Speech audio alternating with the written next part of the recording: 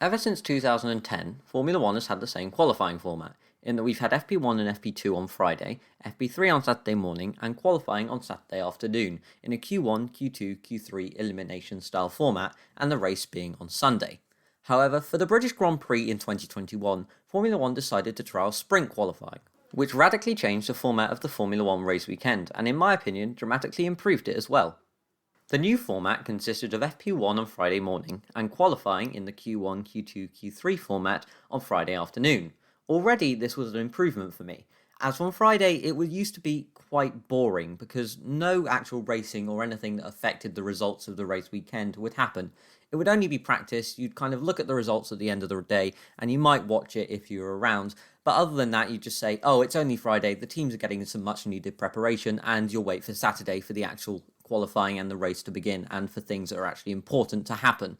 But now we've only got 1 hour of practice, and then we're straight into qualifying, which will have dramatic effects if you do badly on the rest of your race weekend. The teams have a lot less time to prepare, and as a result it makes things a lot more unpredictable for the fans, which for me, maybe not for the teams, but for me, improves things. We then move on to Saturday, and you get FP2. This is only the second practice session, and it's the final one. This is what the teams would use to prepare for sprint qualifying in the afternoon, and then the race. So it'll be race preparation, and with only 2 practice sessions, the practice sessions will be a lot busier. And then we move on to the 30-minute sprint qualifying in the afternoon, which for the British Grand Prix was a very exciting race. Most drivers started on the mediums, they had free tyre choice, and a couple of them started on the softs. Fernando Alonso did very well on those softs, but most started on the mediums, because going half an hour, 100 kilometres on the softs is quite a risk, especially at Silverstone, which was absolutely baking on Saturday. But that dramatically concluded Saturday. We had a much more exciting finish on Saturday, and we had an exciting finish on Friday with qualifying. So you've already had a lot of excitement, and you haven't even got to the race. And then you move on to Sunday. The standard race format, nothing changed there.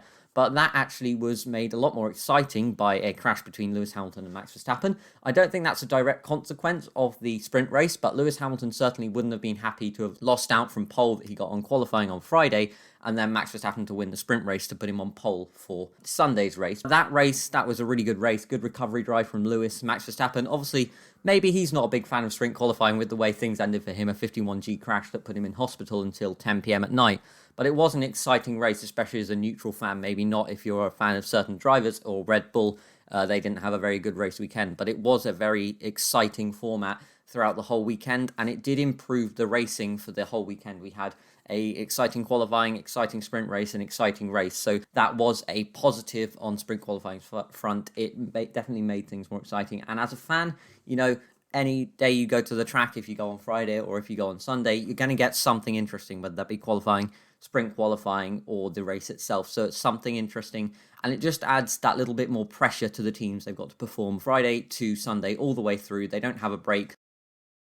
However, I do think there are a couple of things that you can improve. The main one being that practice 2, they're under parc fermé conditions, which means they can't change the setup of the car.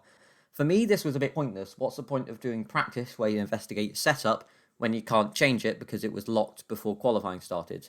So what I think they should do is lock your setup before qualifying on Friday, unlock it, and then you can put it into a race trim for sprint qualifying and the race. You can't change it after sprint qualifying, but that'll make practice 2 maybe a bit more important for the teams. They can do a bit more work on a race setup, and maybe that would make drivers faster in the race, and if they've had a bad qualifying, set the car up for the race, set it up well, and maybe gain some positions and gain through the race weekend. But other than that, I don't think there's much wrong with sprint qualifying. I think it ran really well, and it demonstrated that sprint qualifying can definitely be a good alternative to what we already have.